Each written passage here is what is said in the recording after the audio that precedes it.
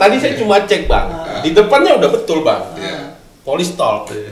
Awak di belakang. Ada nomor. Ada nggak nomor sama tulisan tahanan kan? Karena Bang Yus tadi bilang, Bang, biasanya ini katanya saksi. Enggak bang, saksi itu selangkah lagi tersangka itu. Baru pertama kali saya termasuk orang mungkin keliling Indonesia pak. Baru sekarang saya diwawancarain oleh Kapolda pak. Kembali ya. Biasanya Kapolda yang wawancari oleh RRI, oleh wartawan ya.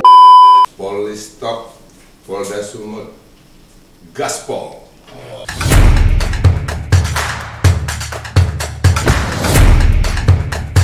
Podcast yang kita persembahkan untuk masyarakat tentunya, bagaimana supaya masyarakat bisa mendapatkan informasi, terhibur, dapat pencerahan, dan yang lebih penting dapat manfaatnya.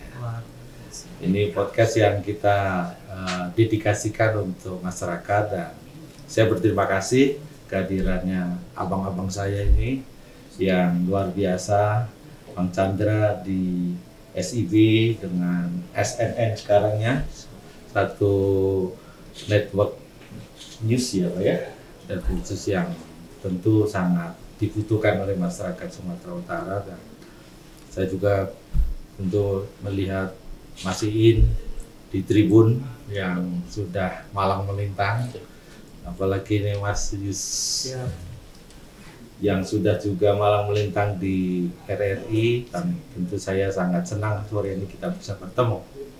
Kita ingin membahas ringan saja ini, bahasan kita ringan, nggak usah tegang, walaupun bajunya. Saya barusan cek heart rate saya naik Pak Kapolda, jadi 100 dia.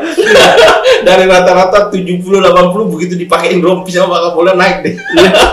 Dan ini mungkin baru yang pertama Bang Chandra. Seorang Kapolda bisa wawancarin wartawan Bang. Luar biasa. Iya. Pak Kapolda. Kita ingin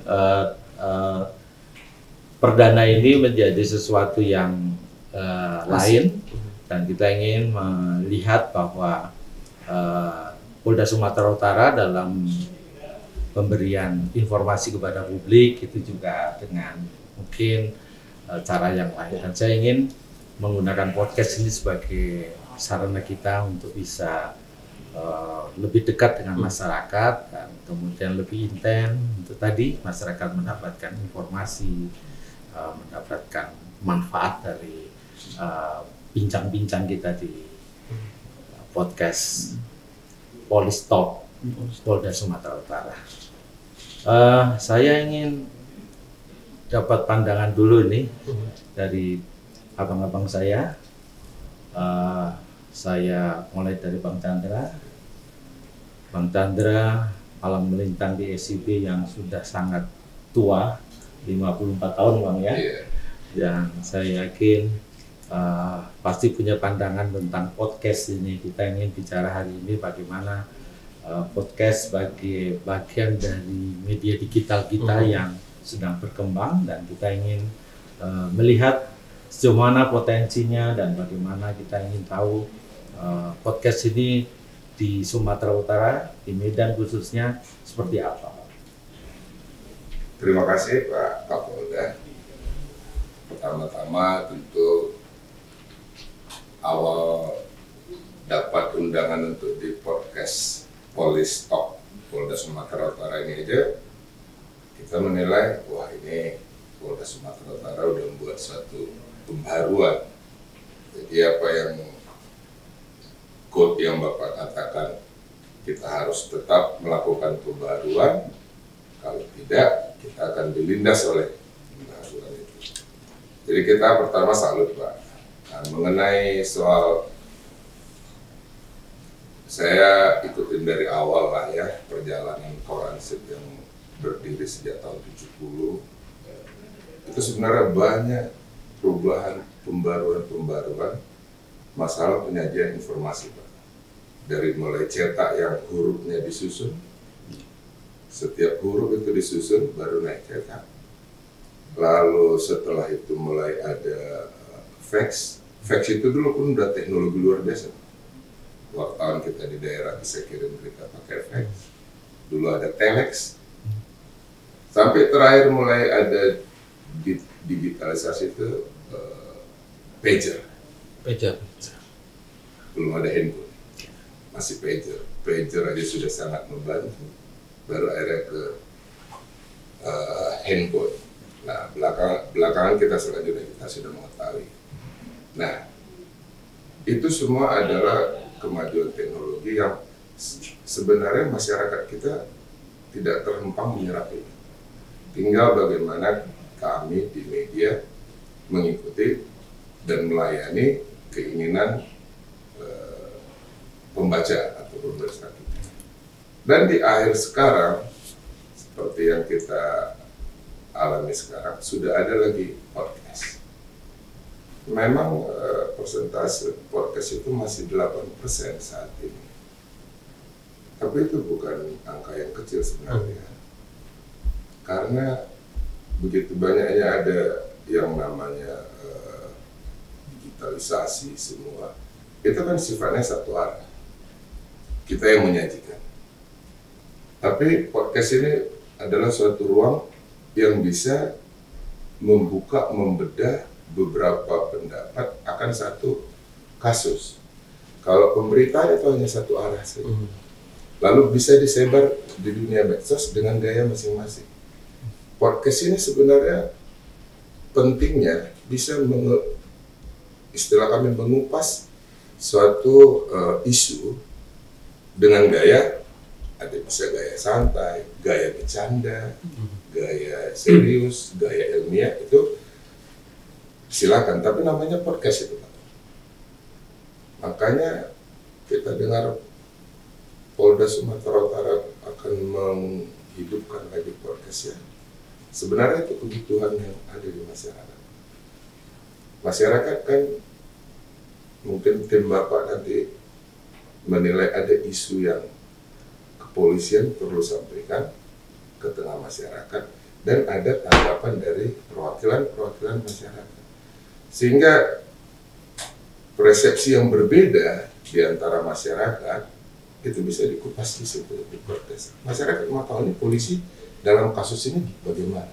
Dalam kasus-kasus besar yang ada di Sumatera Utara, apa sebenarnya? Kenapa sulit kali?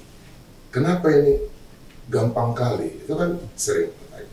Kalau soal salah benar, semua kita udah tahu lah Pak. Semua punya, apalagi masih latar belakangnya sarjana hukum.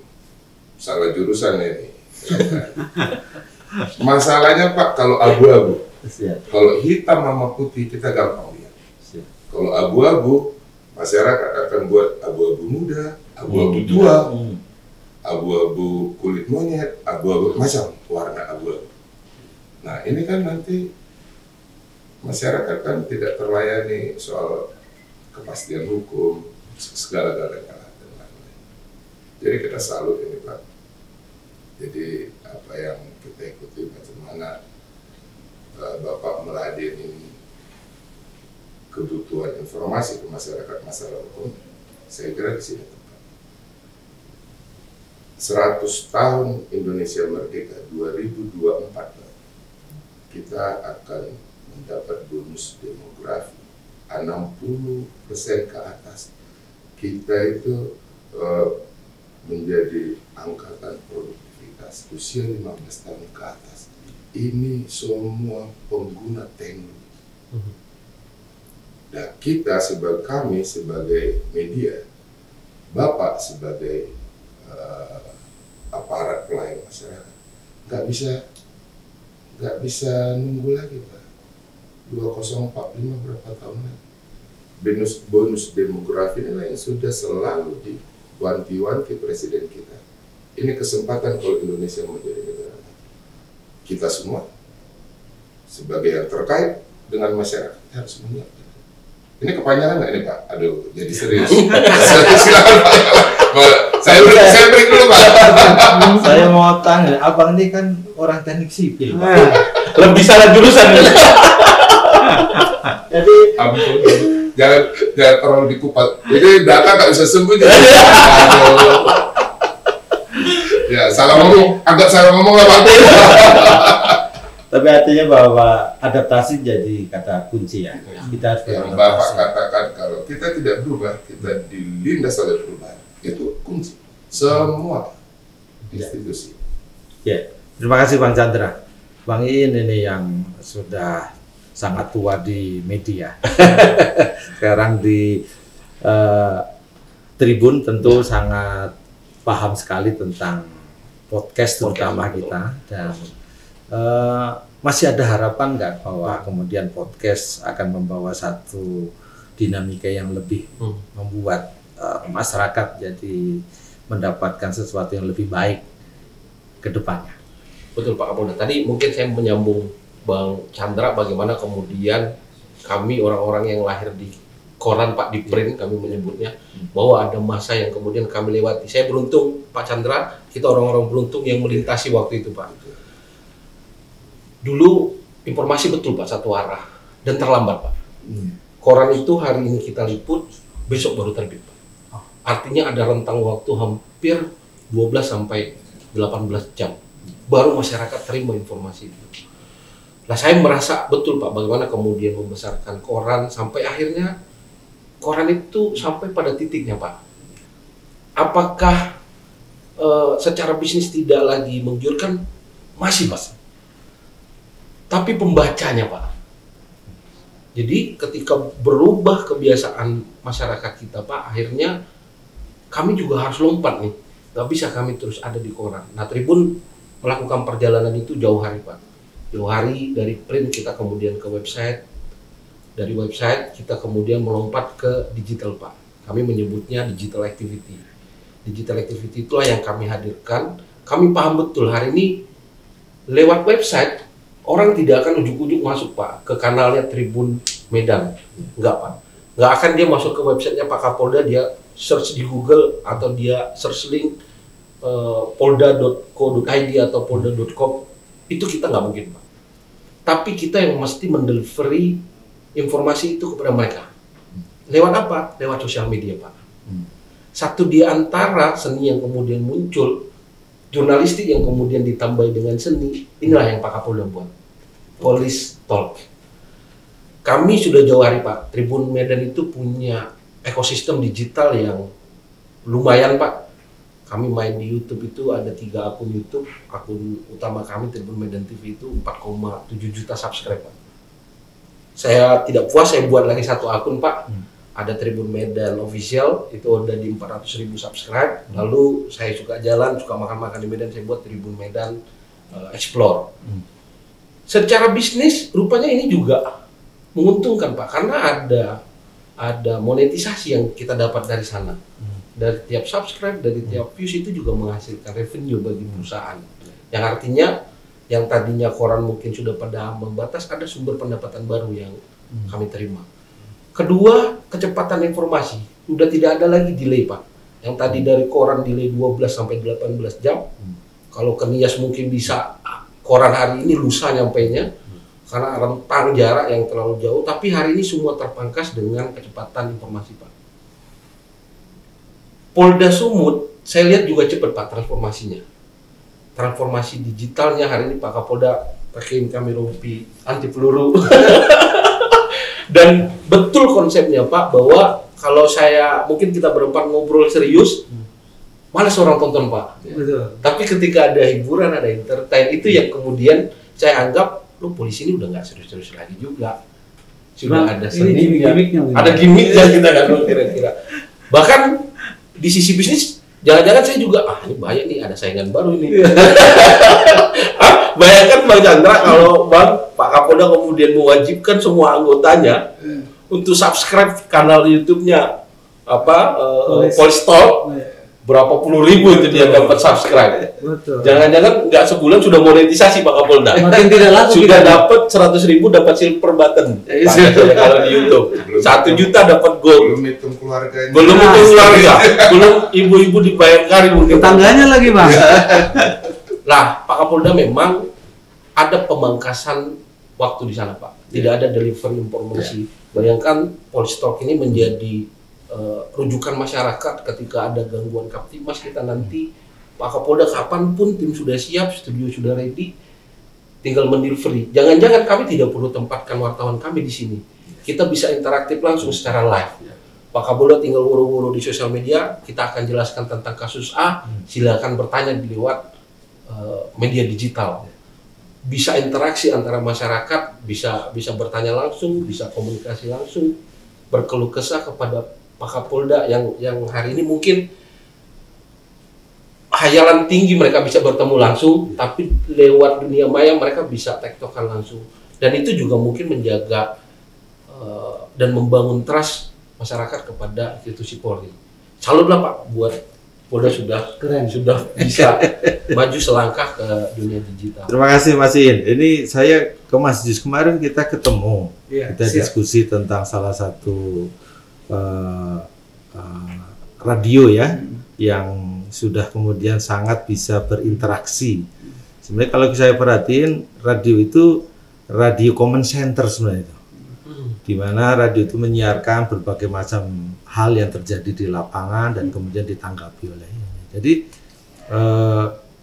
saya pikir RRI kan sudah sangat sepuh ya, sangat berpengalaman dalam penyiaran, dan kami juga melihat RRI sekarang juga punya podcast, dan tentunya kami ingin juga melihat apakah kemudian Medan ini pun akan bisa memiliki satu ekosistem di mana masyarakatnya, radionya, podcastnya, korannya, dan semua media yang ada ini menjadi satu ekosistem yang saling kemudian memecahkan berbagai macam persoalan, memecahkan berbagai macam kebutuhan yang diperlukan oleh masyarakat.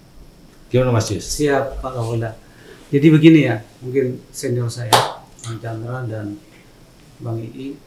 Jadi Pak, di era kekinian media itu tidak jelas Pak jenis kelaminnya Pak. Kalau baik ekstrimnya. Kalau dulu 20 tahun yang lalu ya Bang, radio kita garap. Koran ya udah koran garap Pak. TV ya udah TV. Tapi sekarang semua dikerjain Pak media Pak. Kami di RRI yang dikenal dengan radionya, ada online-nya juga Pak, kembangan dari koran.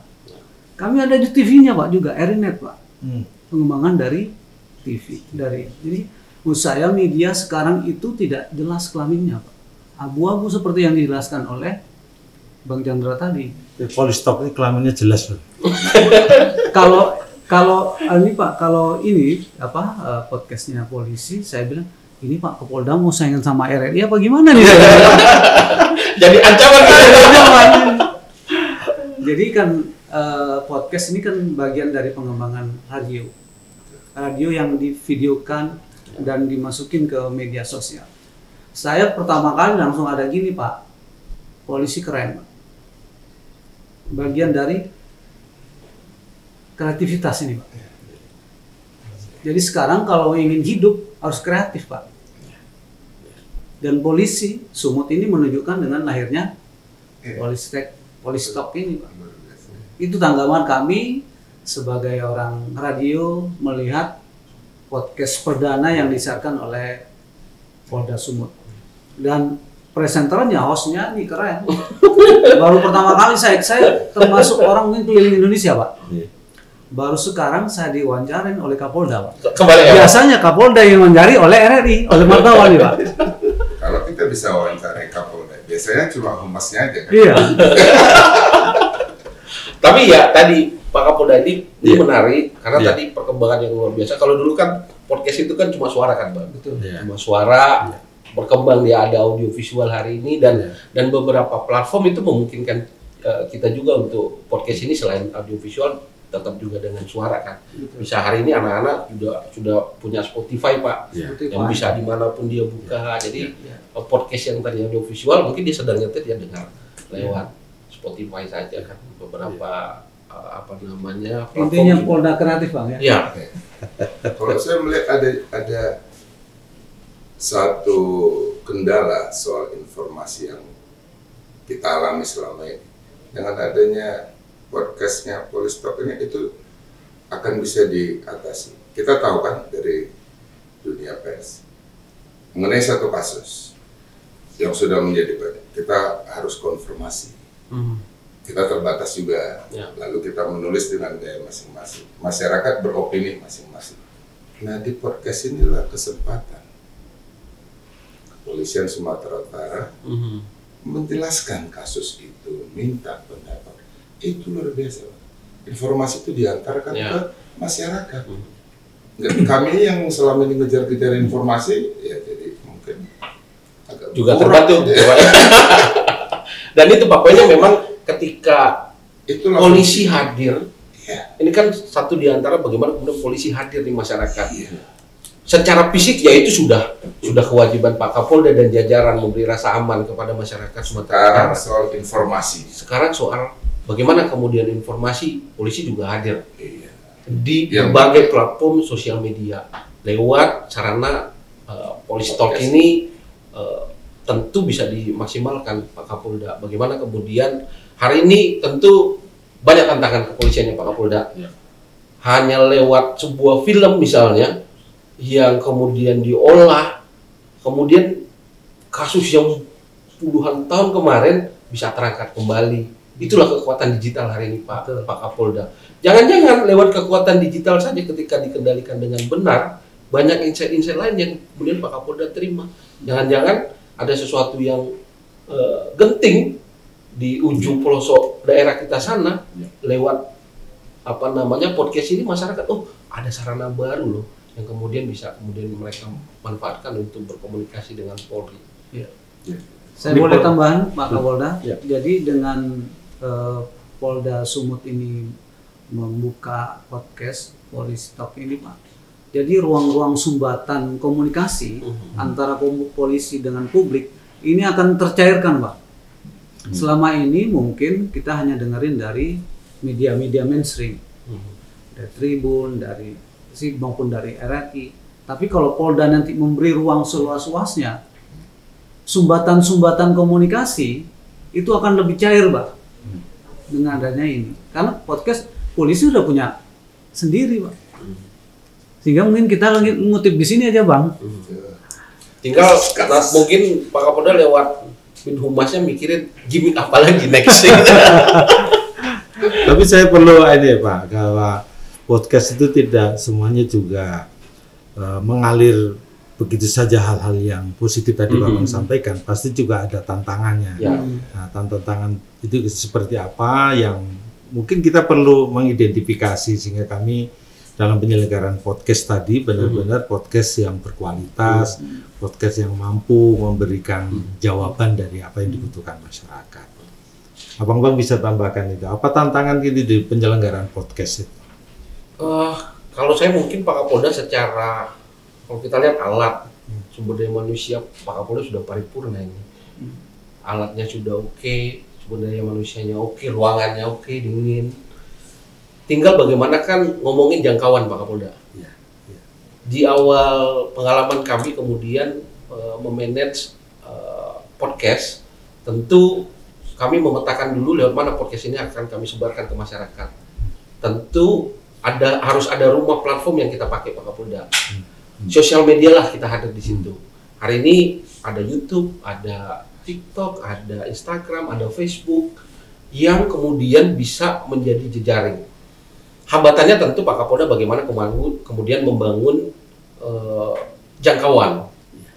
Jangkauan itu yang tadi sudah saya singgung Pak Kapolda. Bagaimana kemudian Polisi Talk ini kemudian disiarkan di YouTube-nya Polda.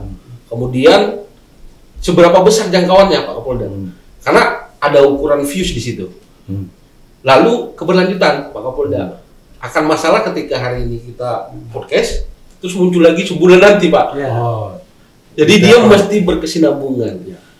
Kalau ngomongin YouTube itu dia punya dashboard yang harus kita penuhi. Pak Kapolda ada watch time, ada jumlah konten, jumlah uploadan, itu yang kemudian sebaran. Baru kemudian jumlah subscriber. Kalau Pak Kapolda selesailah, kalau keluar surat perintah ke tingkat Polres sampai ke Polsek, itu sampai Babin Kamtimas sudah harus subscribe, itu menambah daya jangkau Pak Kapolda. Sedikit saya ini bahwa sepertinya di dalam benak bapak-bapak itu semua jadi mudah karena posisi kepolisian yang terstruktur sampai ke tingkat bawah. Tapi sejatinya kan bahwa membangun sesuatu yang tadi dalam konteks tidak apa adanya itu kadang-kadang seperti yang kita lihat kan banyak yang kemudian kita perhatikan tadi tidak konsisten Pak konten yang dibuatnya. Istiqomah istilahnya, Pak. Ya, dan kemudian kadang-kadang menggelembung banyak sekali subscribe-nya tapi hilang tidak ada, dan kemudian ketika tidak dikelola aslinya. Tentu ini tidak kita harapkan. Dan menjadi tantangan kami sudah mencatat bahwa tantangan kami adalah bagaimana konsistensinya. Bagaimana ada gimmick-gimmick yang kemudian menghibur juga. Ada informasi penting, ada hiburan, ada sesuatu yang sesuai yang dibutuhkan oleh masyarakat. Dan saya yakin bahwa dengan kita bertemu ini kita saling mengasah sebenarnya. Betul, Pak. Bahwa kemudian apa yang masih kurang kita dorong untuk bisa kita wujudkan, dan kemudian kita bisa mencapai pada sesuatu yang kita cita-citakan. Harapannya, Bang, jadi kan tadi tantangannya, tapi saya pikir juga harapan.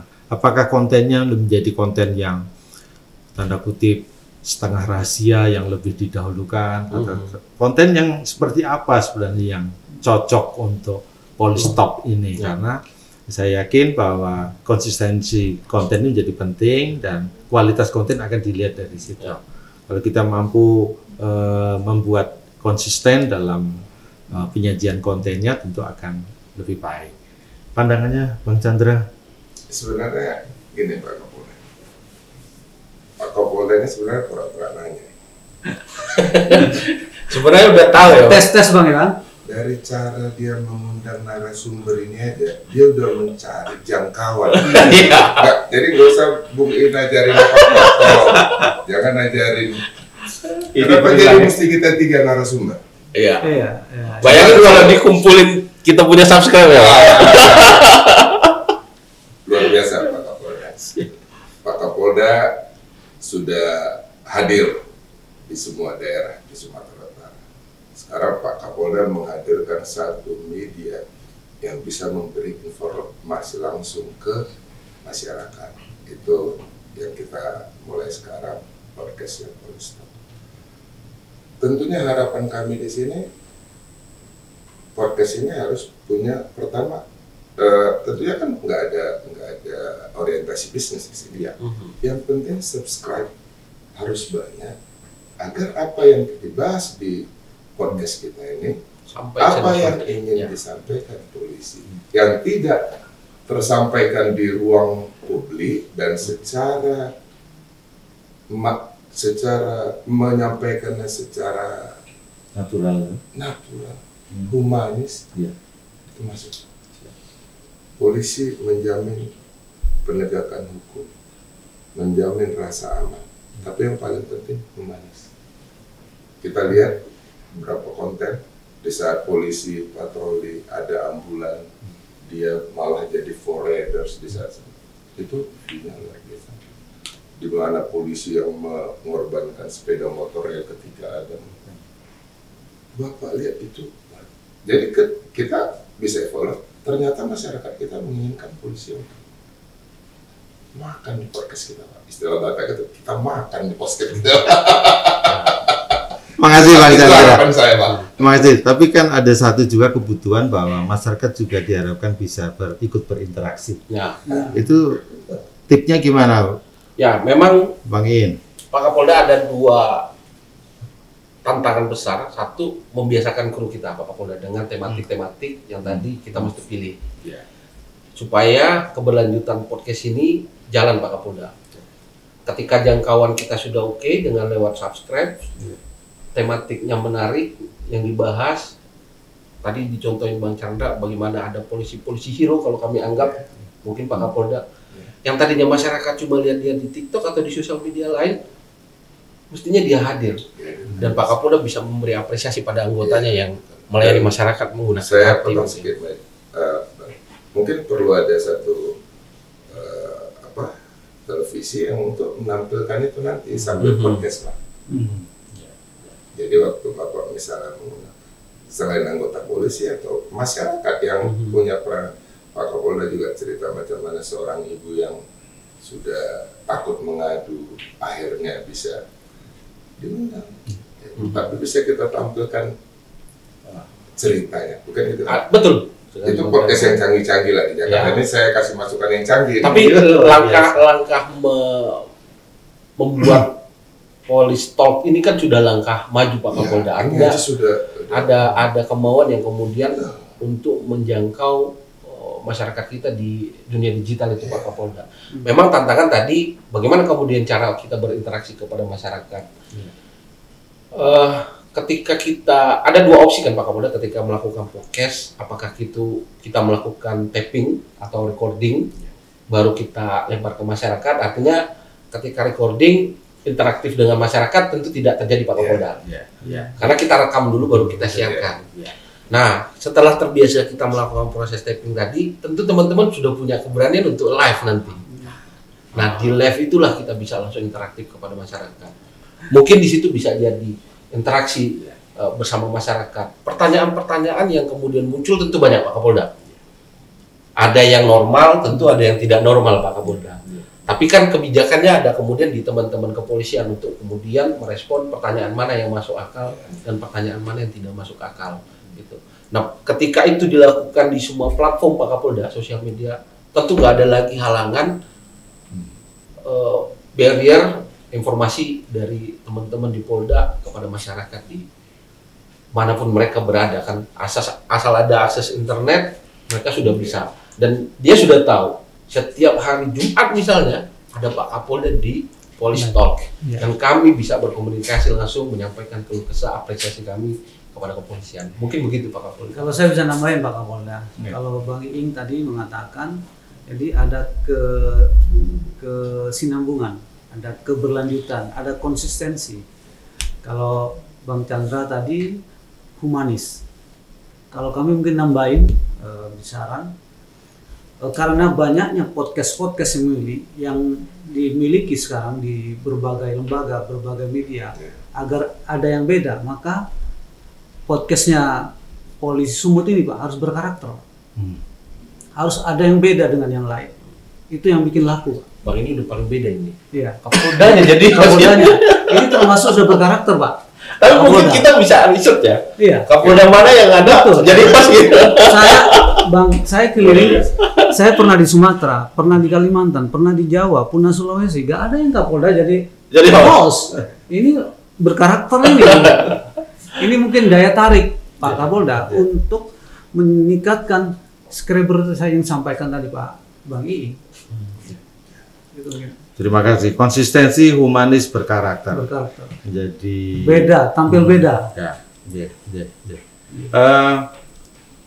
Memang kita terus belajar dari awal kita mendesain ini, dan saya ingin tadi yang pertama bahwa orientasi kita bukan orientasi bisnis, tapi orientasi layanan kepada publik, dan kita ingin berkolaborasi karena saya yakin ekosistem kita harus saling mengisi dalam konteks ini. Dan saya melihat bahwa podcast yang sudah terus berkembang ini akan menjadi potensi bagi kita semuanya untuk kemudian bisa menikmati berita, tidak sekedar mendengar berita, tapi menikmati, karena ada unsur menghiburnya, ada unsur hal-hal yang menarik, hal-hal yang mungkin menjadi perhatian kita semua, dan kita mendapatkan pandangan-pandangan. Tapi dari tadi belum ada humor-humornya ini. Humor dari makan Pak. Saya udah mulai lapar ini. Yang seperti itu makan Pak Kapolda, itu artinya udah mulai lapar Pak. Tapi memang Pak Kapolda ketika teman-teman jalan nanti, tentu tantangan terbesar itu membiasakan dengan para pemirsa kita. Akan ada bulian di sana, akan ada makian di sana. Tapi ya tentu kita berharap Pak Kapolda ketika dikritisi nanti jangan pula di BAP langsung kan. Betul. Ya dunia digital nanti, dunia digital ya begitu Pak. Begitu. ketika siap seperti Pak Kapolda ini tentu konsekuensi. Kalau kami kan sudah biasa Pak, kadang-kadang berita dibully atau ada dikomplain segala macam. Karena kalau kami ada hater itu menaikkan subscriber. Iya. Nah, ya, benar. Hater itu salah satu pendorong subscriber juga. Hanya perbedaannya Pak Kapolda, ketika kami ada komplain, kami sering mendatangi sidang Pak. Sekarang ini kalau hostnya Pak polisi, itu gimana nih Bang? Kan nggak ada yang melaporkan nih Bang. Itu yang membedakan mungkin Pak. Ya, tentu kita harus tetap mengikuti pakem aturan dan prosedurnya yang terus kita jaga, dan tentu kualitas itu kan nantinya keluarannya seperti apa, menjadi kita miliki kualitas yang seperti apa. Dan saya rasa kita bisa melihat bahwa podcast suatu harapan baru bagi media di era digital ini, yang kemudian kita ingin bangun bersama bagaimana podcast yang bisa berkolaborasi antara Polda, SIB, RRI, Tribun, dan media-media yang lain, untuk kemudian intinya tetap satu, bahwa kita terus mencari dan memastikan kebenaran itu, yang kemudian dari kebenaran itu yang kita salurkan kepada masyarakat untuk jadikan satu informasi yang bermanfaat, sehingga kemudian dia bisa forecasting ke depan, mengantisipasi, mencegah dan lain sebagainya, maupun menjadi referensi kalau dia punya persoalan. Dan yang kita harapkan juga podcast ini tidak terlalu serius dan kaku begitu, walaupun ini di kantor polisi, tapi suasananya dan humanis seperti yang disampaikan tadi Bang Jan. Tapi macam-mana mau kami tidak kaku, Bapak udah kasih kami rompi orangnya. Jantung yang tadi yang benar tadi ya Bang. 70 ke berapa tadi, 100? Iya, saya cek Bang. Tadi saya cuma cek Bang. Di depannya udah betul Bang. Polistol. Awalnya di belakang. Ada nomor. Ada nggak nomor sama tulisan tahanan kan? Karena Bang Yus tadi bilang, Bang, biasanya ini katanya saksi. Enggak Bang, saksi itu selama lagi tersangka itu.